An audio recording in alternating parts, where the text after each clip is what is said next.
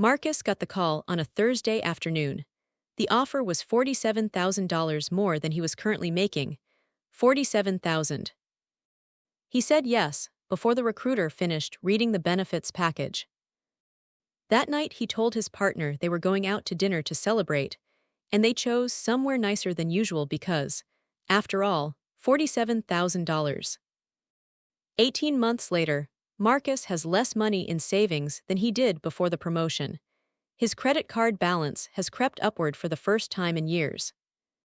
He feels, somehow, more financially stretched than he did when he was earning significantly less.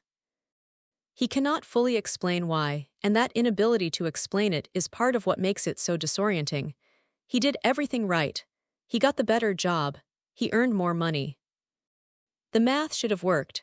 The math did not work because Marcus never ran it, not the real version of it. He ran the obvious version, the one where you take the new salary, subtract the old salary, and celebrate the difference. But the real version of the calculation, the one that actually determines whether a new job makes you financially better off, has about 8 variables that almost nobody thinks to include. Today we're going to go through every one of them. The first variable is the one most people do think about, but rarely calculate precisely: taxes.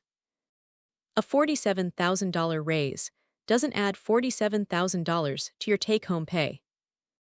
Depending on where Marcus lives, the effective tax rate on that additional income could consume 30 to 40% of it immediately through federal income tax, state income tax, and payroll taxes on the incremental earnings. Before Marcus spends a single dollar of his raise, roughly $14,000 to $18,000 of it may already belong to various tax authorities. His real raise in take-home dollars is somewhere between $29,000 and $33,000. Still meaningful, still worth celebrating. But a meaningfully different number than 47,000. The second variable is commute cost, and it's one of the most consistently underestimated costs in any job change calculation. Marcus's old office was 12 minutes from his apartment. The new one is 41 minutes away, requiring either driving and parking downtown or taking a commuter train. The monthly parking pass costs $220. If he drives, fuel costs add another $90 per month. If he takes the train, a monthly pass costs $185. Either way, his commute now costs him approximately $250 to $310 per month, that his previous commute didn't. That's $3,000 to $3,700 per year, going directly to transportation that produces no value for him, beyond getting him to the place where he earns the larger salary. The third variable is wardrobe and professional appearance. Marcus's previous role was at a tech startup with a genuinely casual dress code. The new role is at a financial services firm, where the unspoken dress standard is clearly several levels above what his current closet contains. In the first 3 months, Marcus spent approximately $2,200 on suits, dress shirts, shoes, and professional accessories he didn't previously need. This isn't a one-time cost either. Professional clothing requires dry cleaning, occasional replacement, and ongoing maintenance at a significantly higher cost per item than his previous casual wardrobe required. The amortized annual cost of this wardrobe upgrade runs roughly $800 to $1,200 per year once the initial investment is made. The fourth variable is the professional social environment. Every workplace has an implicit social economy, and higher status jobs tend to have higher cost social expectations. The team lunch that used to be sandwiches at $12 per person is now a restaurant where the average check is $35. The team happy hour that used to be casual is now at a rooftop bar with $16 cocktails. The conference that used to be optional is now quietly expected, and it's in a city that requires a flight and 3 nights in a hotel. None of these costs appear in the job offer letter. All of them are real, and in aggregate they can easily add $2,000 to $4,000 per year in social professional spending that Marcus's previous role never required.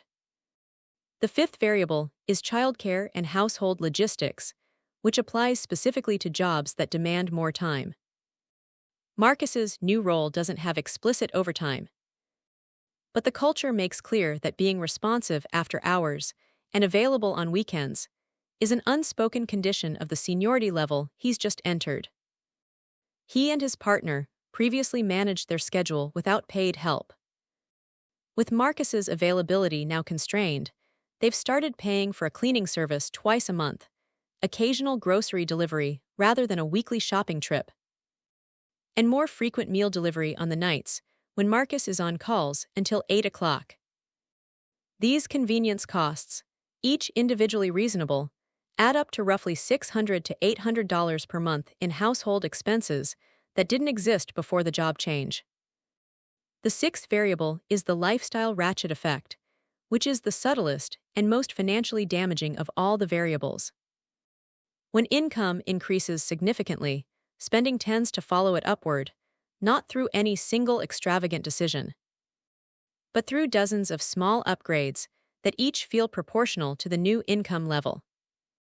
The apartment that felt fine at the previous salary starts to feel like it no longer matches the professional identity of someone earning this much more.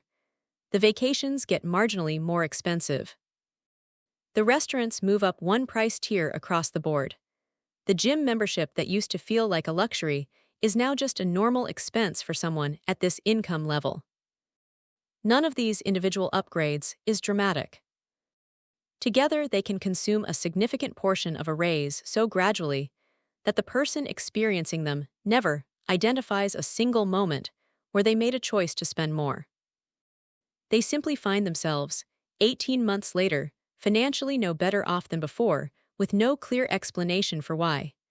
Let's total what happened to Marcus's $47,000 raise. After taxes, his real take-home increase was approximately $30,000. His commute now costs him $3,300 per year. His wardrobe upgrade, amortized, costs $1,200 per year. His professional social environment costs $3,500 per year. His household convenience spending has increased by $8,400 per year. And the lifestyle ratchet effect, conservatively estimated across all the small upgrades, adds another $8,000 to $10,000 per year in elevated baseline spending. Total additional annual costs, approximately $25,000 to $27,000.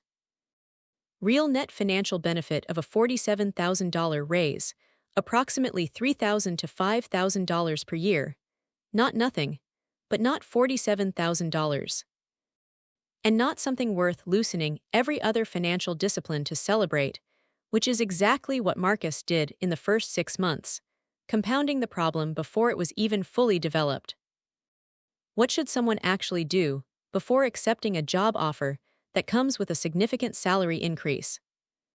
The real calculation takes about 45 minutes and requires being honest about 6 things: the actual after-tax take-home difference, the true commute cost in both money and time, the realistic wardrobe and appearance requirements of the new environment, the social and professional cost expectations of the peer group you're entering, the household logistics costs created by any change in time demands, and an honest assessment of your own vulnerability to the lifestyle ratchet effect.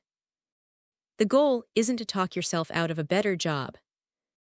It's to know, clearly and specifically, what the real financial benefit is before you celebrate it, before you upgrade the apartment to match the new salary, and before you begin spending as though $47,000 more dollars have arrived when, in practice, $3,000 to $5,000 have.